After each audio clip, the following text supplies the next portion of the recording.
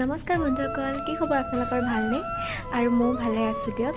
আৰু মোক এনেকৈ দেখি আপোনালোকে অনুমান কৰিব পাৰিছে নিশ্চয় যে প্ৰগ্ৰামলৈ যাবলৈ সাজু হৈছোঁ। হয়, যোৱাকালি আছিল যিহেতুকে শংকৰদেৱৰ জন্ম উৎসৱ, তাৰ কাৰণে শংকৰ মন্দিৰৰ প্ৰগ্ৰাম এখনি ৰখা আছিলে। আৰু এয়া মই ৰেডি হোৱাত ব্যস্ত হৈ গৈছোঁ। নিশা 7:30 পৰা আমাৰ প্ৰগ্ৰাম আছে, কিন্তু মই ভাবিছোঁ সোনকালে যাম, মানে পোহৰ থাকোঁতে, কাৰণ আমাৰ ৰাস্তা বেয়া। সেয়া দেখিছে নহয়, মোৰ মনিডাল ছিগি থাকিল।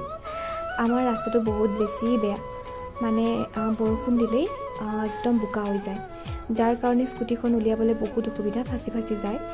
আৰু তাৰ কাৰণে মই ভাবিছোঁ সোনকালে যাম, কিন্তু অৱশেষত বহুত ধাৰাসাৰ বৰষুণ পৰিলে, যাৰ কাৰণে মোৰ ঘৰতে অকণমান টাইম ৰখি দিবলগীয়া হ'ল, আকৌ টমটমতহে আহিবলগীয়া হ'ল। এয়া দেখিছে, মই অকণমান দেৰিকৈ আহি পালোঁ। এয়া হৈছে প্ৰগ্ৰাম কৰাৰ আগমুহূৰ্তত। এয়া আমি প্ৰগ্ৰাম কৰি ফটো উঠিলোঁ, আকৌ